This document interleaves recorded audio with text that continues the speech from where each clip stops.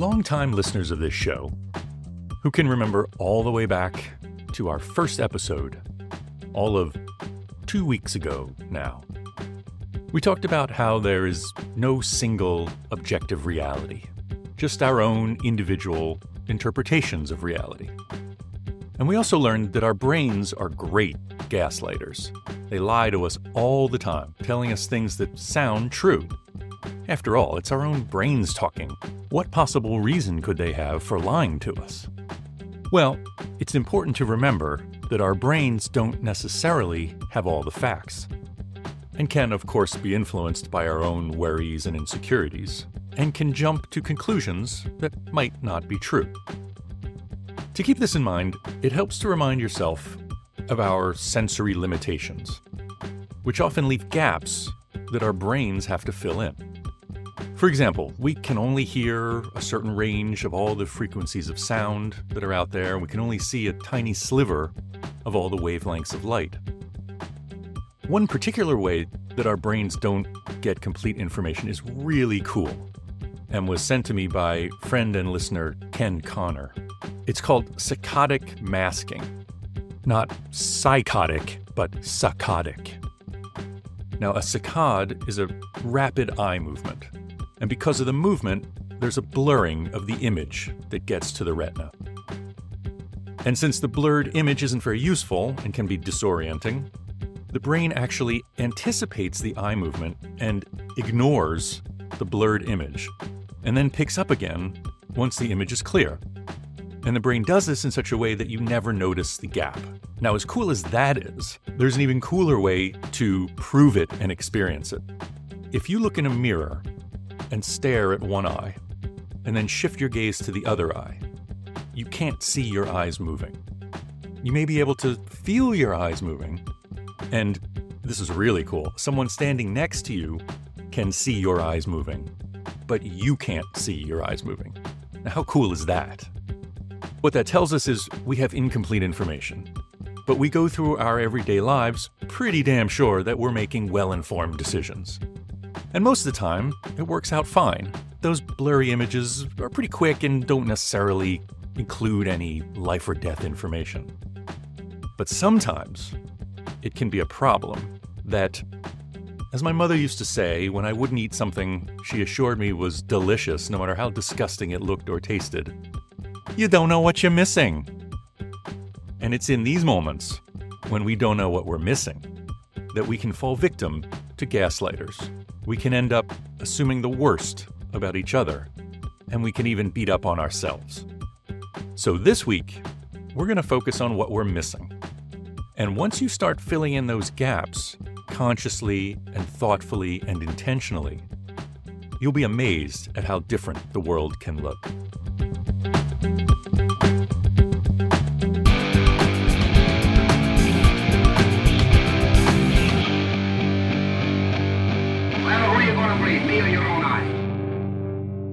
I'm Craig Borath, and this is The Great Ungaslighting, a podcast about the many ways we've all been conned about ourselves and each other, and how, together, we can fight back and put the kind back in humankind.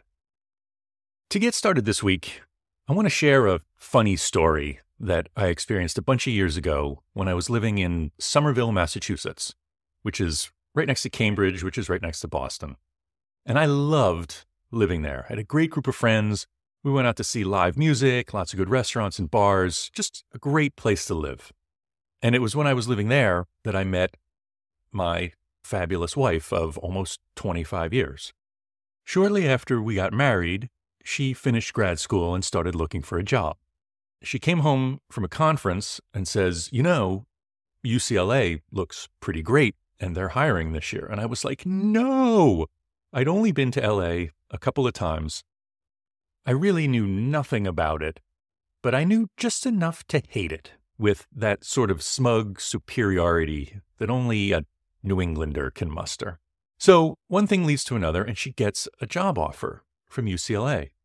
And I'm thinking, okay, if this is going to become my reality, I better find a way to come to terms with it. So I had a bunch of friends who had grown up in LA or lived there who just loved it. So I asked them, I was like, what exactly do you love about LA? I don't get it.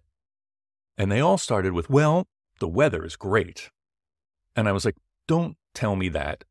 My entire extended family has moved to Florida, and they tell me that the weather is great. And I'm not a big fan of the weather in Florida.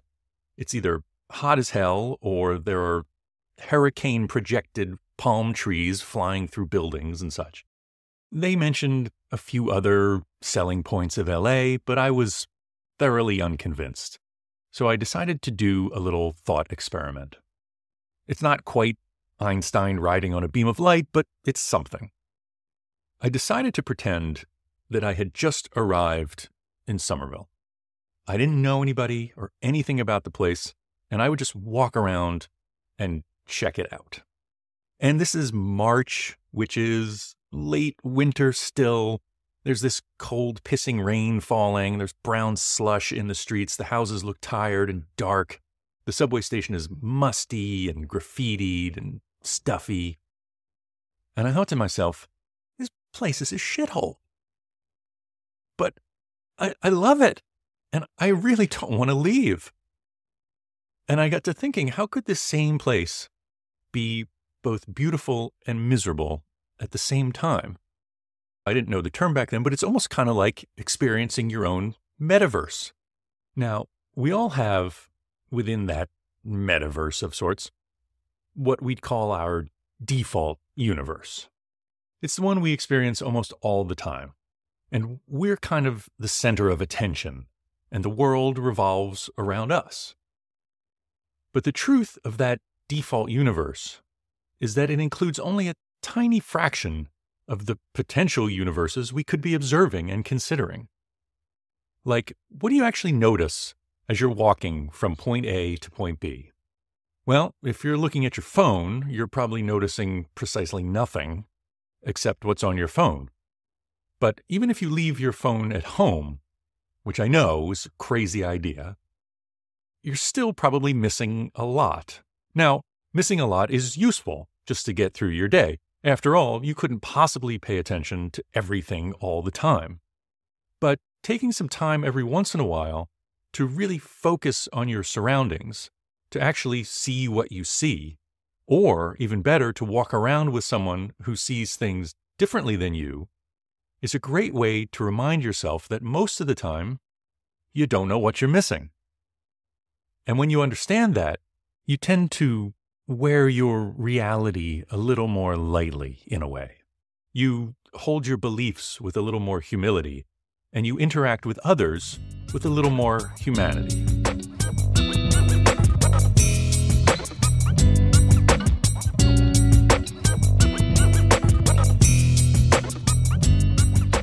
And this brings us to our guest this week, who's going to help us nurture this habit of really looking. Alexandra Horowitz is a professor of psychology, English, and animal behavior at Barnard College, where she heads the fabulously named Dog Cognition Lab.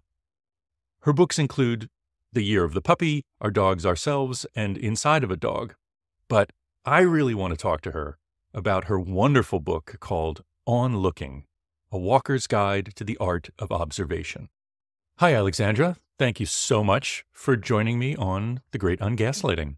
My pleasure. So, first of all, I have to ask you about the Dog Cognition Lab, which sounds like just about the greatest research institute ever invented. Can you tell me a little bit about it? Sure. I did kind of invent it, actually, I didn't know anyone who had a dog lab at the time, but I was a young researcher and studying dog behavior and cognition, and I had students who wanted to work with me, and so we kind of created a team and designed studies to look at what dogs might know or perceive. Mm-hmm. And we've done all types of studies, but they're all about my general interest, which is sort of what it's like to be a dog, what they perceive, and how they think about themselves, for instance, how they think about us, how they think about other dogs. Those are my big questions, and a lot of the studies relate to that. And one of your dogs actually inspired the book, On Looking. Is that correct? Yeah, On Looking comes from the fact that in studying dogs and then living with dogs, I realized, A, how little I knew about them. And also, once I started knowing more about how they saw the world, finding that my way of seeing the world was transformed by imagining their way of seeing the world. So I thought, oh, for onlooking, how easy, in fact, to walk with other people who can tell me in speech, unlike dogs, how they see the world, and ask them, in addition to trying to infer from a dog's behavior how they see the world. So, yeah, I guess a dog did inspire that project. I have to tell you, my favorite chapter, and one I wish I had read before I had a toddler, was your opening chapter in which you walk around the block with your young son. And I actually have a little Post-it note in my copy of the book in the middle of that chapter that says, "Every new parent should read this." And so if you could just talk a little bit about that. It's for every frustrated young parent who wants to get from point A to point B with their toddler who instead refuses to allow them to do so. So how can they appreciate that experience a little bit more by seeing the world through the mind and the eyes of their toddler? Yeah, I think so many frustrations of, especially being a relatively new parent, come from the fact that the child doesn't come built-in understanding what you do, and therefore sort of what things are, what they're for, how the day runs, what to expect, how to behave, and all those things have to be sort of built up. And initially it can feel like a struggle because you're dealing with another human who really is clueless. And later it becomes kind of the pleasure of seeing that they're building their world. And also a reminder that some of what we built into our way of seeing, it kind of pays to unbuild, right? Like, I think that very much I had started walking around New York City with like a jaded eye, not looking at things, not being open and curious and interested at like a bag wafting in the breeze or even all the people coming by me all the time, right? Like you just don't look. But children look. And it's kind of fascinating when you see that they do and you remember that we had to learn not to look. You have this wonderful line in that chapter that I wanted to read and then ask you about. You wrote, "Every hour, children are losing more and more ability to think without language and without the cultural knowledge that language passes along. Every hour, children are less able to not notice words. And to me, this lack of language is what is enviable." Can you talk a little bit about what you mean by that? I'm glad you highlighted that. Language, allows for so much expression, obviously, but also it can be a hindrance, I think, to openness, to use concepts that language reifies as a kind of stand-in for seeing the world that's right in front of us. So in other words, if I go outside my apartment building right now, I can tell you with my language, fancy language, all the things I see, and then that kind of ends the investigation. To a child, or maybe anyone who's nonverbal, any animal, they will start to have some conceptual understandings of what's out there, but there's much more of an open exploration, partly trying to categorize things and be able to use the language to talk about them, but also an openness which allows them to see things that we stop seeing. If I see whatever it is, the truck on my street, I immediately see it and then end the perception, essentially, right? It's just a passing thing. But, any artist will tell you, like seeing a truck drive towards you and the play of light and shadows and the things that are happening mechanically in that hulk of a beast, and the sound, like hearing, like taking on the sound as it's coming towards you. I mean, all those things, it's incredible sensory experience, but we just are like, truck, tick, I see what that is, and we can move on. So that's how I think language can kind of stultify an openness, and that openness can be really rewarding and satisfying. And I think it's kind of that openness that I'm trying to help my listeners get at through this podcast, kind of this idea of wearing our realities a little bit lighter than we otherwise would, and realizing that there are alternative ways of looking at things. I found the chapter when you take a walk with the geologist really fascinating, because for so many of us, buildings and the urban environment are sort of filled with these giant inanimate objects. And this geologist was able to see the history and the organic nature of the materials that went into building those things. And I found it really helpful in encouraging me to sort of practice trying to take the blinders off and trying to understand that the world can be seen in all of these different kinds of ways. And I'm wondering if you still find yourself exercising this practice of looking at the world through others' eyes. Well, thanks for those thoughts. It was very much a project that had a beginning and end for me, but it's definitely seeped into my way of being. I think I'm difficult to take a walk with now because I just want to observe things, right? That there's no, it's hard for me to turn that off, which is not to say that I don't ever get anywhere, but I can turn it on whenever I want, and I do. I haven't gone for as many dedicated walks with people for this purpose, but once in a while, for instance, when somebody I met read my book and had some interest in bricks. He lives in Chicago, and he already was, kind of just sort of flirting with being, learning more about the bricks around Chicago, which has had such an interesting and rich history of building with brick material. And he then just did a deep dive into it and became a specialist, essentially, in all the types of bricks, sort of historically, in terms of their composition, how they're used, the patternings of bricks. And when he was visiting New York, we walked and he showed me what he could see.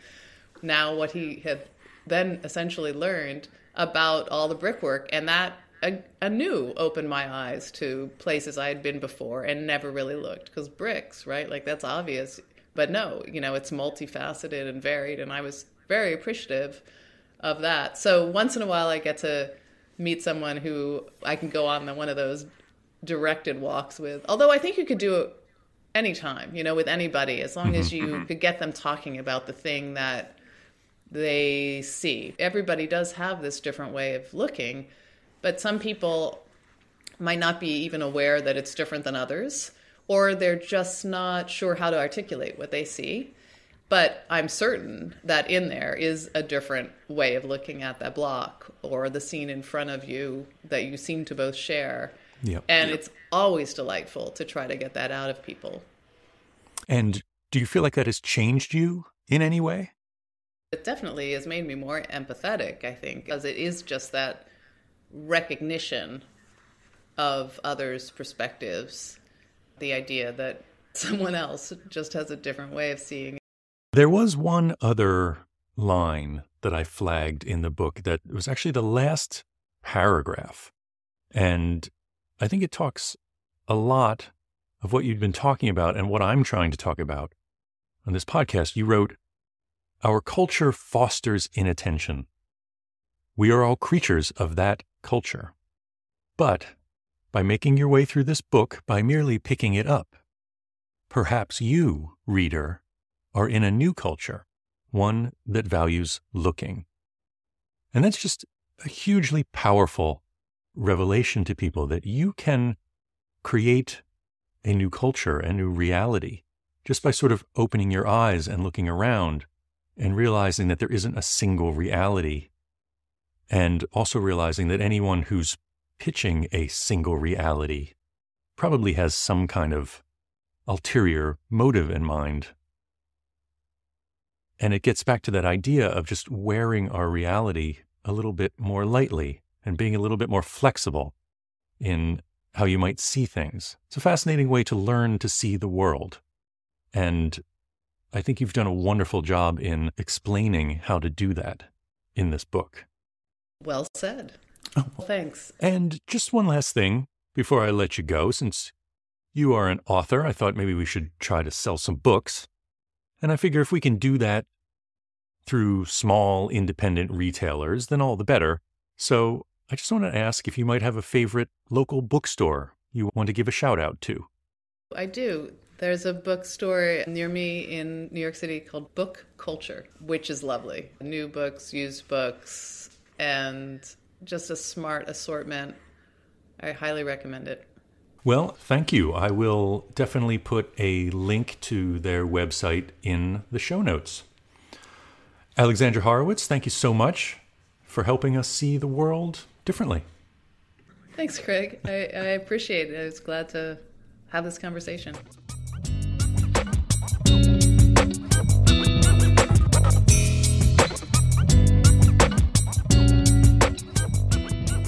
So, after talking with Professor Horowitz, I really wanted to figure out how to bring this back to ungaslighting in a practical way. Obviously, the more information you can take in by looking at the world through the eyes of others, the better you'll be at filling in those mental gaps I talked about at the opening of the show where gaslighters can lurk. So, part of your homework this week is to try and consciously focus on your surroundings and your world as you move through it. I've been a meditator for many years, and I found it tremendously helpful in allowing me to control my own mind. But there was one type of meditation that I really love, and it's less about controlling your own wandering mind than it is about allowing you to really be in an environment that you're wandering through. In this type of meditation, you start off just walking around and paying attention to everything you can hear, just listening and consciously noting the sounds around you. It helps if you're in a relatively quiet place, so you're not overwhelmed. So maybe if you live in a city or on a busy street, you can do this later at night when it's not so cacophonous. But then, after that, I want to encourage you to take this looking one step further, beyond just observing the things we usually don't see, and including the things we can't see. Specifically, this is for when you're dealing with other people. Now, this is a follow-up to last week when we were talking about assholes. So when you encounter people who are behaving badly, rather than thinking the worst about these people and labeling them a total asshole for this one negative interaction you've had, I want you to try and meet their assholedom with compassion. I was reminded of this while listening to an incredible graduation speech given by David Foster Wallace at Kenyon College in 2005. I just want to play this one clip that perfectly expresses what I'm talking about.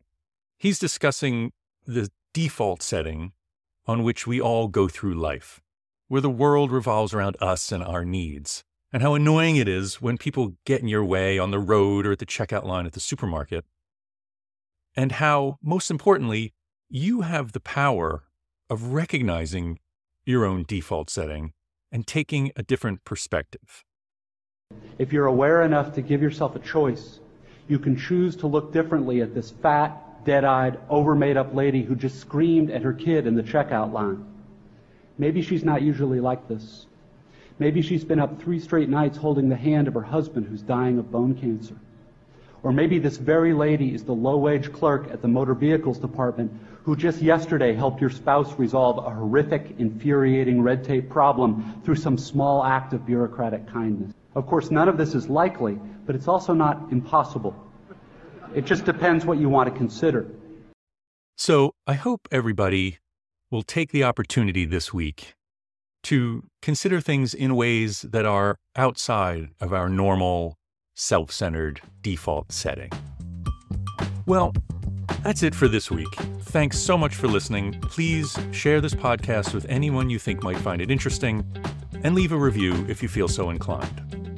Until next week, be kind to yourself, cut each other some slack, and as always, please use your damn turn signal.